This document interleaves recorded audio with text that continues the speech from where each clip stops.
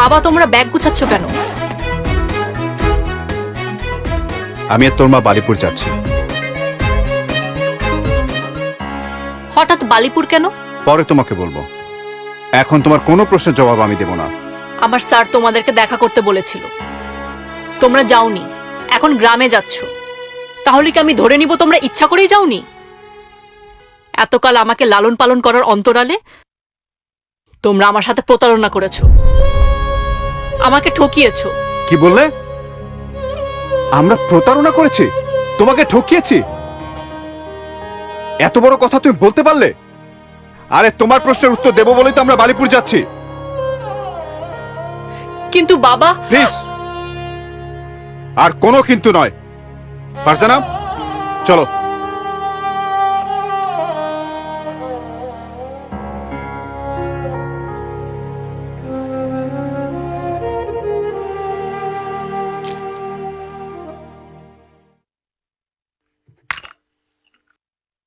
সাংবাদিক সাহেব, আমি জানি এই বিমানের বিস্তারিত ঘটনা।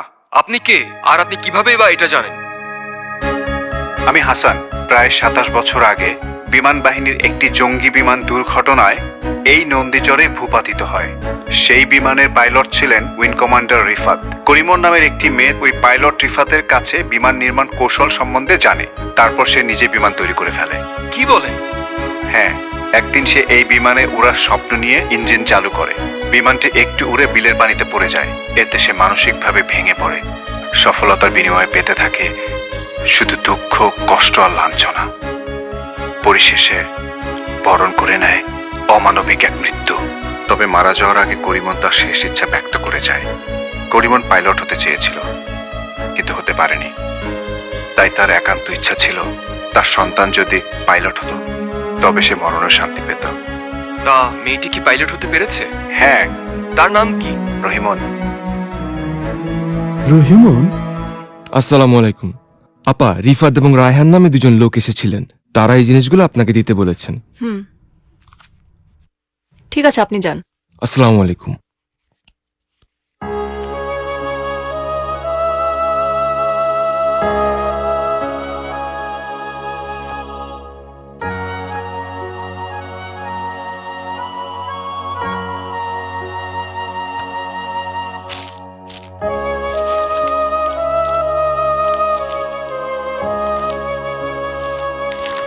রহিমন, মা আমার, তোমার সাথে আমার কিছু কথা বলা খুবই জরুরি, তাই এই চিঠি লেখা।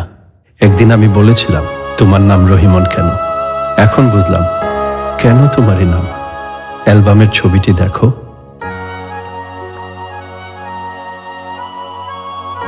ছবিতে যে মেয়েটি আছে তাকে দেখতে হুবহু তোমার মতো দেখায়। এই মেয়েটির রহস্য জানতে হলে তুমি এখনই বালিপুর চলে এসো। আমরা এখন বালিপুর যাচ্ছি, আসবে না মা? আসবো, অবশ্যই আসবো স্যার।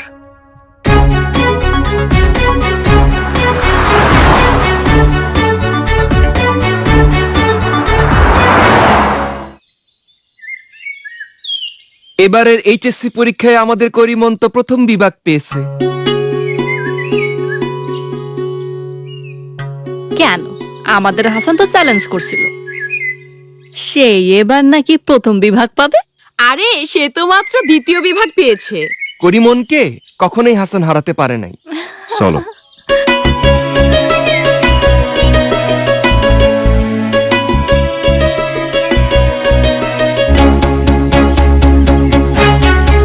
এই হাসান, দেখো একটা লোক আকাশ থেকে পড়লো। হ্যাঁ, তাই তো, তাই তো, চলো।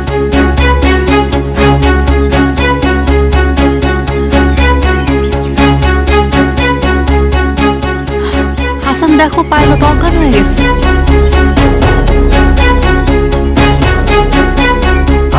আপনারা কেউ একজন একটা ভ্যান গাড়ি নিয়ে আসেন তো। চলো তাকে হাসপাতালে লয়ে যাই।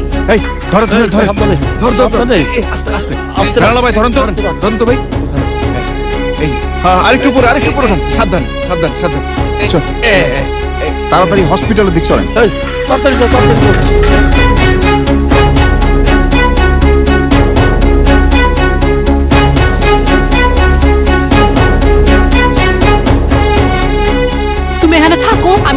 খবর দিয়ে আসি। হ্যাঁ যাও তাড়াতাড়ি এসো।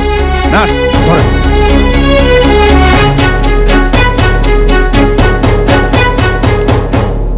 স্যার, জি বলুন। একটা বিমান আমাদের বালিপুর গ্রামে অ্যাক্সিডেন্ট করে মাটিতে পড়ে গেছে। পাইলট আহত হয়েছে, তার আমরা হাসপাতাল নিয়ে গেছি। তাই নাকি? আচ্ছা আপনি আসুন, আমরা ব্যবস্থা গ্রহণ করছি। Thank you sir. Welcome. Charlie 4 mobile 4 তুমি দ্রুত উপজেলা হাসপাতালে যাও তো। একটা বিমান ক্রাশে পাইলট আহত হয়েছে, তুমি ওনার চিকিৎসার ব্যবস্থা করো, আর আমি দ্রুত হেলিকপ্টারের ব্যবস্থা করছি স্যারের সাথে কথা বলে।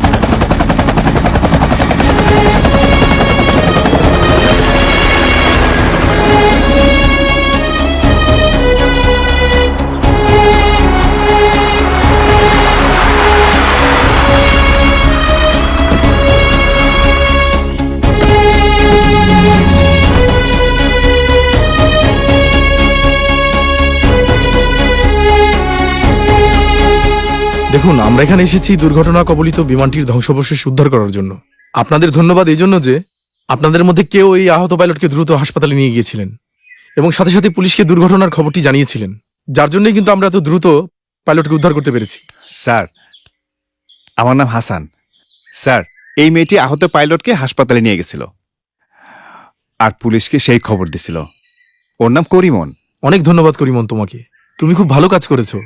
তুমি খুব সাহসী এবং খুব পরোপকারী মেয়ে। স্যার, ওই পাইলট স্যার এখন কেমন আছেন? উনি ভালো আছে, সুস্থ আছে। স্যার, পাইলট স্যারকে দেখার পর বিমান তৈরি এবং বিমান ওড়ার ব্যাপারে করিমনের অনেক আগ্রহ সৃষ্টি হয়েছে। শুনে ভালো লাগলো করিমন, তোমার আগ্রহের কথা আমি স্যারকে বলবো। আর আপনাদের সবাইকে অনেক ধন্যবাদ। আমরা এখন কাজ করব, আমাদের কাজ করতে দিন। ওকে, জি, থ্যাংক স্যার। ইউ। ঠিক আছে স্যার। আসসালামু আলাইকুম। ওয়ালাইকুম মুভ। চলো।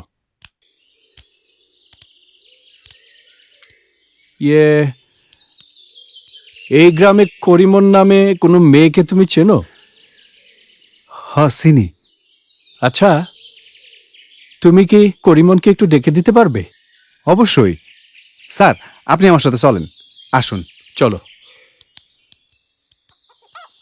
স্যার, এইটা করিমনের বাড়ি। মেয়েটি খুব গরিব স্যার। আপনি দাঁড়ান, আমি ডাইকা দিতেছি। ঠিক আছে। করিমন, করিমন, দেখো পাইলট স্যার আইছে।